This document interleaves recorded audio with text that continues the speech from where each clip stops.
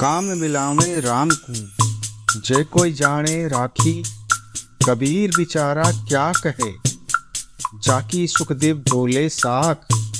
कबीर के अनुसार ऋषि मुनियों तथा शास्त्रों ने अनियंत्रित काम को वर्जित किया है, ना कि धर्मयुक्त काम को, क्योंकि काम को 4 पुरुषार्थों में रखा गया है, परंतु प्राथमिकता धर्म को दी गई। कबीरदास इसी की पुष्टि करते हुए कहते हैं कि राम की कृपा से इनकी प्राप्ति भी संभव है। राम वियोगी तन विकल ताहि न चीन्हे कोय। तंबोली के पान ज्यूं दिन दिन पीला होय। कबीर के अनुसार ईश्वर प्रेमी ईश्वर के वियोग को सहन नहीं कर पाता, वह अपनी पहचान खो देता है। जिस प्रकार तंबोई के यहाँ रखा पान हर दिन पीले रंग का हो जाता है, वैसे ही ईश्वर भक्त ईश्वरीय रंग में रंग जाने से अपनी संसारिक छवि को परिवर्तित कर देता है। कबीर खालिक जागिया और न जागे कोई। कई जगह विषयी विष भरिया कई दास बंदगी होए। कबीर कहते हैं कि ईश्वर संसार का भरण पोषण के लिए दिन रात जागता रहता है। भोगी विषयों के लिए जागते हैं और जोगी ईश्वर भक्ति के लिए रात भर जागता है, किंतु इन सबके जागने में अंतर है। कबीर हरि शुभ कुं भजे हरि कुं भजे न कोई। जब लाग आस शरीर की तब लाग दास ना होए। कबीरदास कहते हैं कि ईश्वर जगत के प्राणियों का भरण पोषण करता है। ईश्वर की इतनी कृपा हम पर है तो हमें भी ईश्वर की प्रसन्नता के लिए कर्म करने चाहिए, जबकि लोग ऐसा नहीं करते।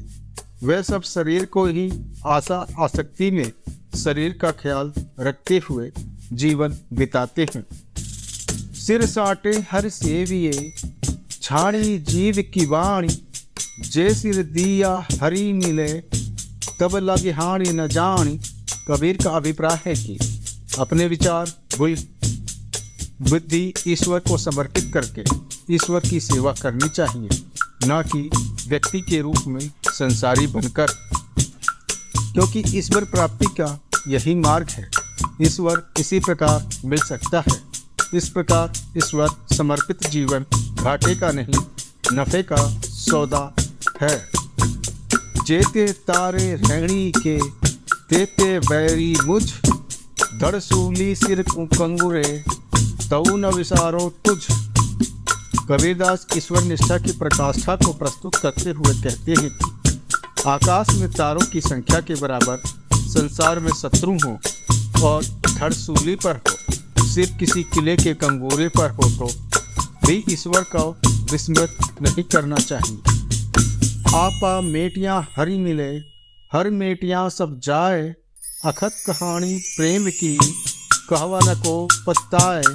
कबीर के अनुसार भगवान के चरणों में जब मनुष्य अपने अहंकार को समर्पित कर देता है, तभी उसे ईश्वर का साक्षात्कार हो पाता है। और ईश्वर को भुला देने पर चूंकि संसार और परलोक दोनों हाथ से जाते हैं, ईश्वर प्रेम अनोखा है। इसकी महिमा शब्दों से नहीं बताई जा सकती। यदि बताई भी जाए तो लोग विश्वास नहीं करते। जीवन थे मारी वो भले जो मरी जानी कोई। मरने पहले जो मरे जो कनि अचरावर होए। कबीर के अनुसार यदि कोई मनुष्य मर मर कर जीता है तो ऐसे में मर जाना ही अच्छा होता है। जो गर्भ में चूर हो ईश्वर को भूल जाते हैं, वे तो पहले ही मर चुके होते हैं। सूरज करो मेरे साइया हम है भोजन माही। आपे ही बह जाएंगे जो नहीं पकड़ो बाही। संत कबीर ईश्वर से प्रार्थना करते हुए कहते हैं कि आप हमें भुला न देना, क्योंकि हम भव सागर में डूबने की स्थिति में हैं। भव सागर भी ऐसा ही होता है कि बिना आपकी सहायता के हम इसमें डूब सकते हैं। इसलिए आपके सामर्थ्य से नहीं बल्कि आपकी कृपा से हम उबर सकते हैं। क्या मुखले विनती करूं लाज आवत है मोही, तुम देखत ओ गुण करो, कैसे भावो तो ही। कबीरदास कहते हैं कि पाप में लिप्त मनुष्य यदि ईश्वर के समक्ष खड़े हो तो विनती भी करने की स्थिति में नहीं होते, क्योंकि शर्म के कारण वे विनती भी नहीं कर सकते। भूल पर भूल करना, पाप कमाना, यही तो मनुष्य करता रहता है। तब वह कैसे आपको प्रिय लग सकता है। पर ईश्वर तो सबको क्षमा करता है। सब काहू का लीजिए, साच सबद निहार, पक्षपात ना कीजिए, कहे कबीर विचार। कबीर का उपदेश है कि सत्य तथा श्रेष्ठ विचार जिस किसी से भी मिले उन्हें आचरण में उतार लेना चाहिए। इसमें पक्ष विपक्ष का विचार नहीं करना चाहिए।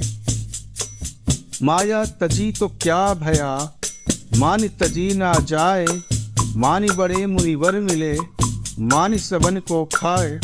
कबीरदास कहते हैं केवल माया को छोड़ देने से लाभ नहीं हो सकता, अहंकार को छोड़ना चाहिए। अहंकार बड़ों बड़ों को खा गया है। करती जी से कीर्तन, ऊंचा कर कर तुंड, जाने बूझे कुछ नहीं, यों ही अंधा रुंड।